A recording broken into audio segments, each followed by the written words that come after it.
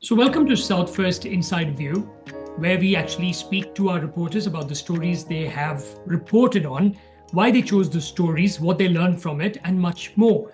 Today, I'm joined in by my colleague Nitika, who will give me more information about a particular story she's been tracking. This is about where a few journalists' phones were seized by the police in Chennai. In fact, to be more precise, by the SIT personnel in Chennai who are investigating the Anna University sexual assault case. Nitika, do fill us in as to what really happened over there. Why were these journalists' phones seized in the first place? First of all, thank you, Nolan, for inviting me to talk about this story. I think it's very important for people to know what really went down. When it comes down to questioning press freedom in Tamil Nadu, I think it's something that's largely taken for granted in a lot of places.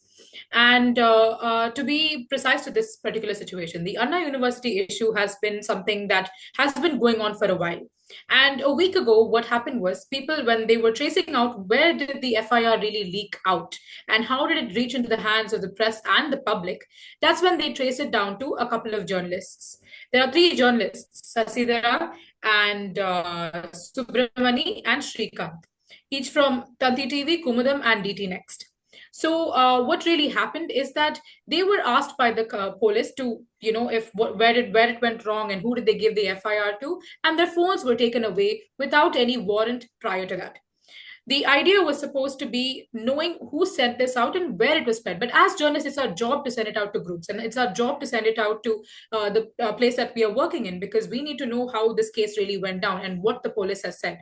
But what is really troubling is that these people were treated like accused instead of witnesses, and that's what really happened on a main scale.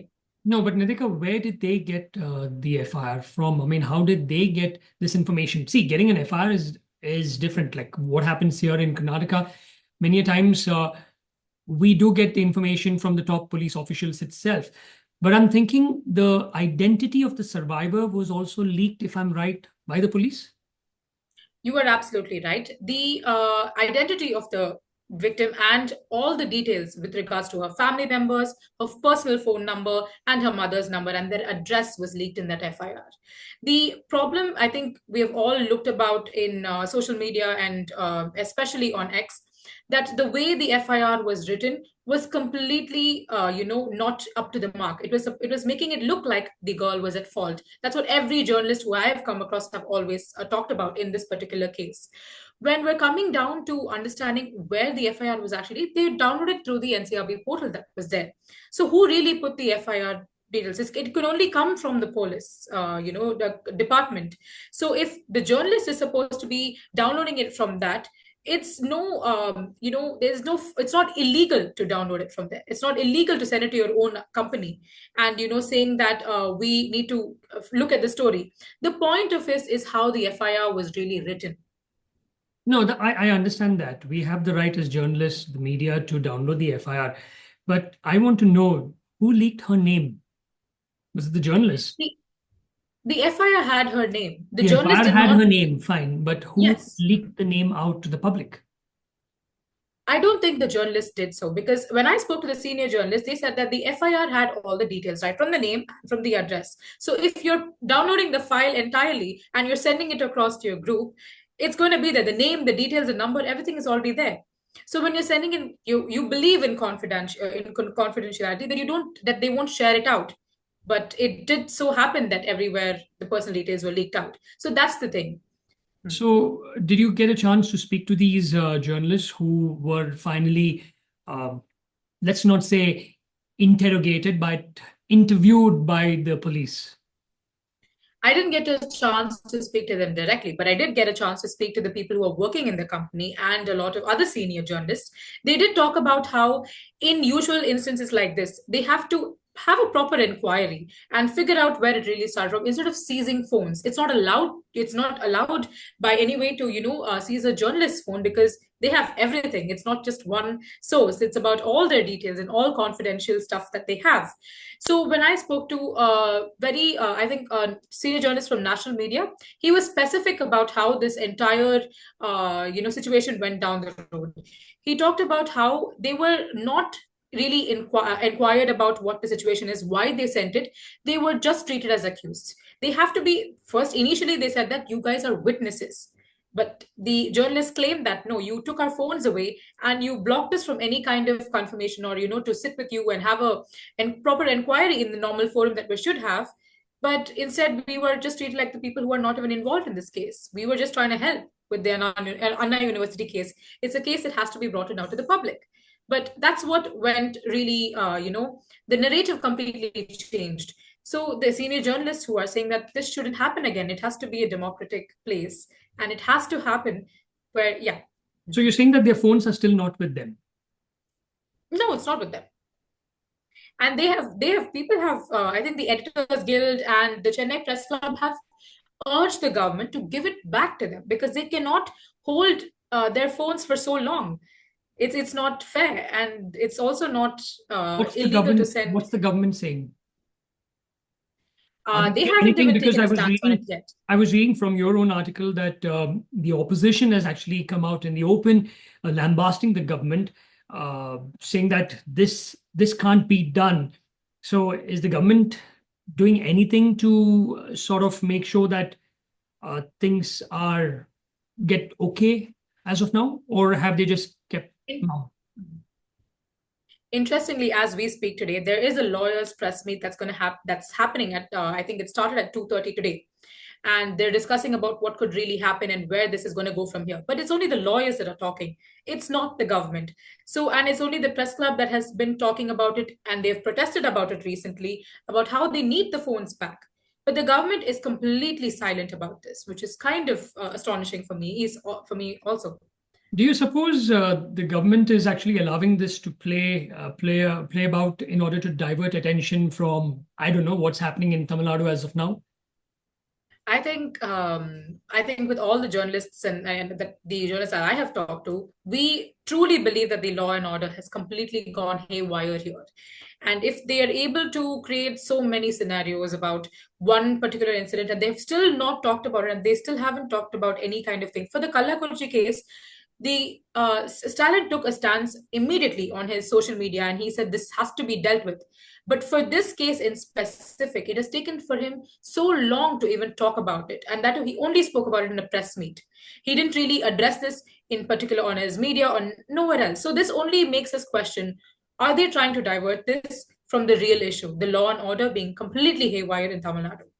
So is it safe for you to say that, to make these statements that there's a law and order issue in your own city where you're speaking It from? is. Yes, there is an issue, and I think that the police have not taken it seriously because with everyone talking about it, and I've spoken to a lot of people on ground with regards to this issue when I covered this story as well. Are you safe making this statement?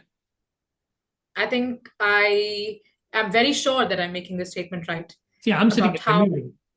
I need my police over here. Yeah. But I don't know if you're safe over there sitting in Chennai and making these statements.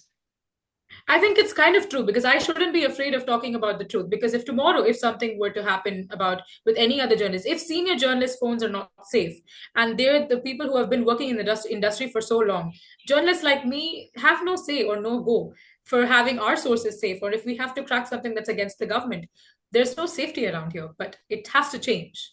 So what are senior journalists planning to do over there? What are they planning to do one is get back the seized mobiles and also make sure that this does not happen? Because the first step is to get those mobiles back before, I don't know, maybe the police tampers with them. I'm not sure. Will they not? We don't know. But as long as their mobiles are not with them, anything can be done.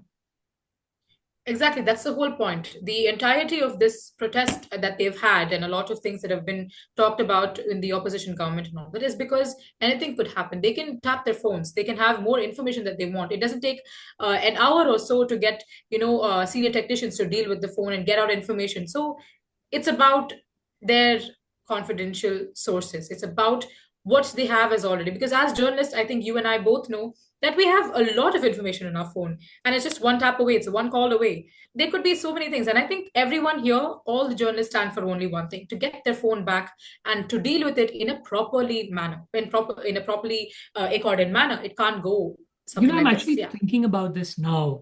Those journalists whose phones were seized, are they crime reporters or political reporters? They're actually just reporters. They're all senior reporters. Yes, They've covering covered crime or politics. both. And they're also heads of the company. They cover both crime and politics. So that's Because, where the thing is, because they're no, because sometimes, again, uh, I just thought about this. It depends on what's your beat. If they're a political reporter and maybe their beat is the opposition, the AIADMK or any other party, and not the DMK per se. Could this be that they were or are being targeted? I don't know. Again, just asking. I think I'd have to take a sideline on that because I'm not sure as to how, what their idea was when they took about that, because most of them are crime reporters and political reporters. And they're also the senior heads. So they cover a lot of the aspects in that's happening in Chennai with regards to both of these fields. But we never know what really is the motive of getting their phones away from them. Okay. So what next now? So I think after these protests and after the lawyers press meet that they have today, anything could be said only after the government really talks about this. If it's only now reached to the court, and I think the next step is for them to stand firm on their ground and say that we need the phones back and something has to change about this. This is really, it's questionable that people can walk by and say that we can take your phones at any time you're trying to cover something against the government. It's really a questionable matter with regards to journalists on a whole. Yeah. All right, Nitika, thank you once again. Pleasure speaking with you. Thank you so much.